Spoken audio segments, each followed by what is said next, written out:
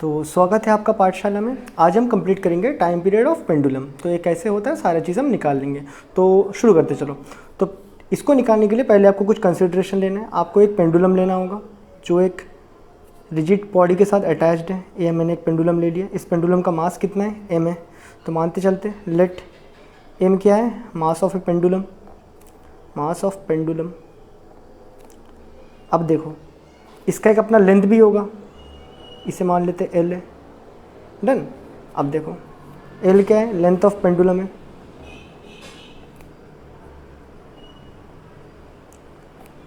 P N D U M. अब हमने क्या किया, हमने इसको माना कि सपोज हमने इसको डिस्प्लेस करवाया। कितना डिस्प्लेस करवाया? मैंने यहाँ तक इसको डिस्प्लेस करवाया। कितना डिस्प्लेस? मैंने सपोज इसको एक्स डिस्प्लेस करवाया, x distance. Done. X is the displacement और यहाँ पे एंगल कितना हुआ in terms of angular displacement? Theta हो गया। तो मानते हैं let theta is the angular displacement. अब देखो जब हम इसको ऐसे डिस्प्लेस करते हैं तो ये क्या होता है? अब वापस यहीं पे आ जाता है ना। अब ये कैसा होता है? देखो अभी वापस कोई चीज़ आ रहा है, मतलब एक फोर्स उसको लेके आ रहा है। उस फोर्स को हम रिस्टोरिंग फोर्स बोलेंगे। अब हम उसी रिस्टोरिंग फोर्स को निकालना चाहते हैं। जैसे देखो ए वाला एंगल थीटा आया। अगर आप यहाँ पे एक पैरेलल लाइन ड्रॉ कर लोगे, इसका जो मास अभी पैरेलल लाइन ड्रॉ किया तो ये अगर थीटा है तो ये भी थीटा होगा। इतना एंगल तुम्हें पता है। अब देखो यहाँ पे क्या लग रहा है? उसका एम जी लग रहा होगा। इस पेंडुलम का वेट जो यहाँ पे भी इस तरह एम जी लग रहा था तो यहाँ पे भी वैसे ही एम जी लगेगा। अब देखो इस लाइन को थोड़ा और एक्सटेंड कर लेंगे। तो अगर इस लाइन को एक्सटेंड करते हैं, ए वाला एंगल अगर थीटा है तो ए भी थीटा होगा, वर्टिकली ऑपोजिट एंगल। तो यहाँ पे हमें कॉम्पोनेंट बना लेना है। तो हमें पता है थीटा के साथ जो कॉम्पोनेंट बनता है वो बनता है M G cos theta. Done. और उसका ऑपोजिट वाला क्या बन जाएगा? ए वाला एम जी साइन थीटा।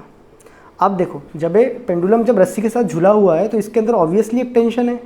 तो यहाँ पे देखना टेंशन क्या कर रहे हैं? एम जी कॉस थीटा को बैलेंस कर रहा है। तो लिख देते here tension is balancing M G cos theta. तो भाई टेंशन ने तो इसको रिजॉल्व कर दिया, बट यहाँ पे एक अनरिजॉल्व फोर्स है एम जी साइन थीटा।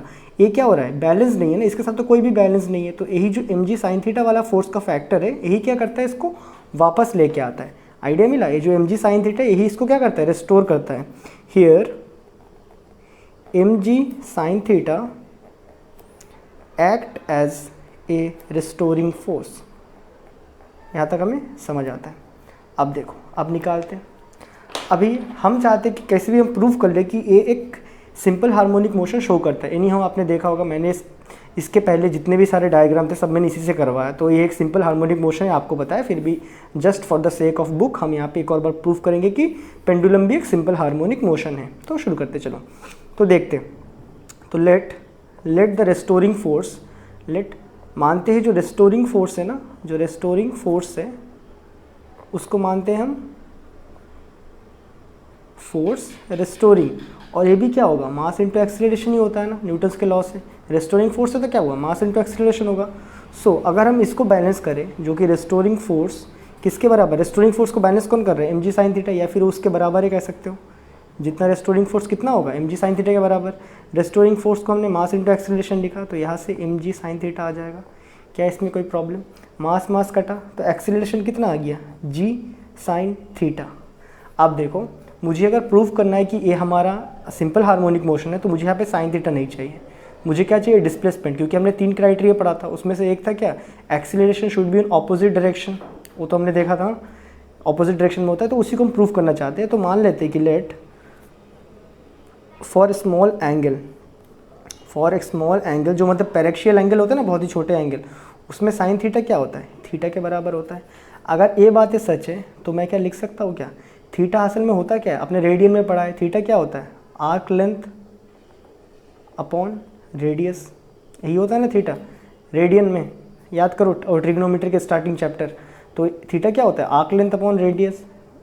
तो यहाँ पे अगर देखें तो यहाँ पे आर्क का लेंथ कितना है? डिस्प्लेसमेंट एक्स से। नहीं तो अब इसको बहुत ही छोटा मान के अगर साइन थीटा भी निकालो ना तब भी वही आएगा। साइन थीटा निकालोगे बहुत ही छोटा मान की इस एंगल को तो क्या आ जाएगा? सामने वाला परपेंडिकुलर आएगा और आपका हाइपोटेनस आ जाएगा, तब भी वही आएगा, उसमें कोई फ़र्क नहीं पड़ता है। तो अगर ऐसे भी निकाल लोगे आर्क लेंथ अपॉन रेडियस तब भी चलेगा। तो आर्क लेंथ कितना है यहाँ पे? एक्स से। रेडियस कितना है? एल है।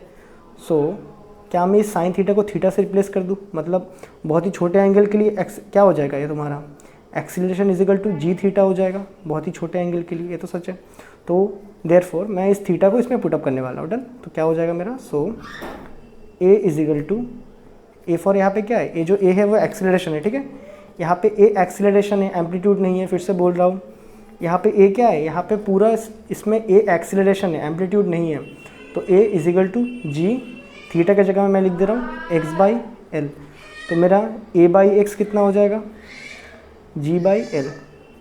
अब देखो, अब इसको प्रूव करते कि एक सिंपल हार्मोनिक मोशन है। तो उसके लिए मुझे क्या करना होगा, उसके लिए मुझे ये याद है कि एक्सीलरेशन सेंटर की तरफ है। हाँ भाई, इसका जो एक्सीलरेशन है वो सेंटर की तरफ ही आना चाहता है, क्योंकि जब भी मैं इसको यहाँ पे छोड़ दूंगा वो कहा सेंटर की तरफ ही आना चाहता है, मीन पोजीशन की तरफ आना चाहता है। तो हाँ भाई, ये सेटिस्फाई हुआ।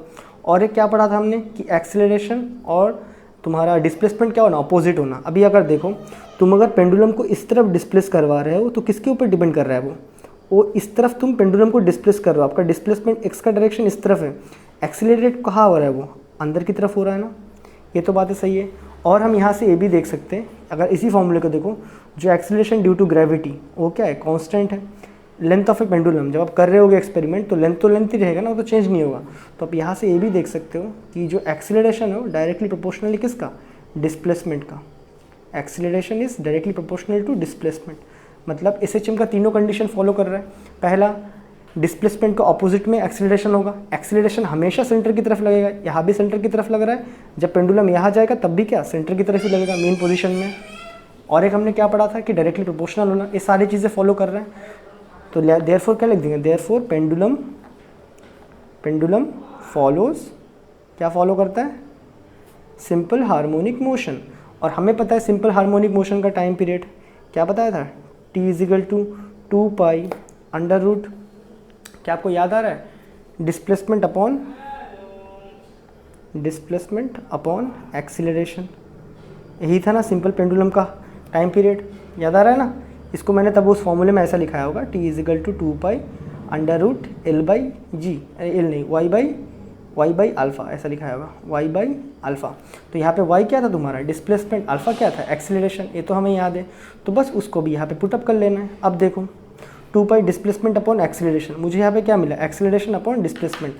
तो मुझे यहाँ पे मिल गया है एक्सीलरेशन अपॉन डिस्प्लेसमेंट, वो कितना है, जी बाई एल। तो मुझे अगर डिस्प्लेसमेंट अपॉन एक्सीलरेशन चाहिए, इसको सीधा उल्टा कर लेते हैं। तो यहाँ पे एक्स बाई एल ए कर लिया, तो यहाँ भी एल बाई जी करना होगा। ये तो हमें आता है ना, इसको जस्ट मैंने उल्टा कर लिया, फ्लिप कर लिया। तो एक्स बाई ए, और यहाँ पे अगर एक्स बाई ए, एक्स को ऊपर ए को नीचे किया, तो यहाँ पे मुझे एल को ऊपर जी को नीचे करना होगा। तो ये कर दिया हमने। तो फाइनली यहाँ से हमारा टाइम पीरियड कितना निकल के आता है पेंडुलम का, 2 pi under root L upon G. तो यहाँ से एक बहुत ही इंपॉर्टेंट नोट निकल के आ जाता है, ये आपको याद रखना है, बहुत ही वेरी इंपॉर्टेंट नोट, कि time period depends on length. किसके ऊपर, time period depends on length, depends on length. मतलब जब आप कोई पेंडुलम का लेंथ को, इस लेंथ को इंक्रीज़ करोगे ना, तब उसका टाइम पीरियड बढ़ेगा, नहीं तो टाइम पीरियड नहीं बढ़ेगा। और क्या होगा, it time period depends on G, but कैसे, इन्वर्सली। इसका मतलब जहाँ पे आपका जी का वैल्यू बढ़ेगा वहाँ टाइम पीरियड कम होगा, जहाँ पे जी का वैल्यू आपका कम होगा वहाँ पे टाइम पीरियड बढ़ेगा। और हमें पता है अगर हम लोग कोई माउंटेन वगैरह पे चढ़ते हैं ना, तो वहाँ पे जी का वैल्यू क्या होता है, कम होता है, एक्सीलरेशन ड्यू टू ग्रेविटी। तो इस केस में माउंटेन के ऊपर में अगर आप चढ़ते हो, तो जहाँ पे ग्रेविटेशनल मतलब एक्सीलरेशन ड्यू टू ग्रेविटी कम होता है, तो यहाँ पे टाइम पीरियड क्या होगा, इंक्रीज़ होगा। उसी तरह अगर आप कहीं ओशन में जाते हो ना, ओशन के डीप में अगर वहाँ घड़ी लगाते हो, तो वहाँ पे again acceleration due to gravity कम होता है, तो आपका टाइम पीरियड क्या हो जाएगा, वहाँ भी टाइम पीरियड बढ़ जाएगा। तो सबसे बेस्ट क्या होता है आपका सरफेस, वहाँ पे आपका टाइम पीरियड कांस्टेंट शो करता है वो। तो ये था आपका simple time period of pendulum. I hope आपको ये वीडियो अच्छा लगा, और मैं मिलता हूँ आपसे अगले वीडियो में। तब तक के लिए गुड बाय।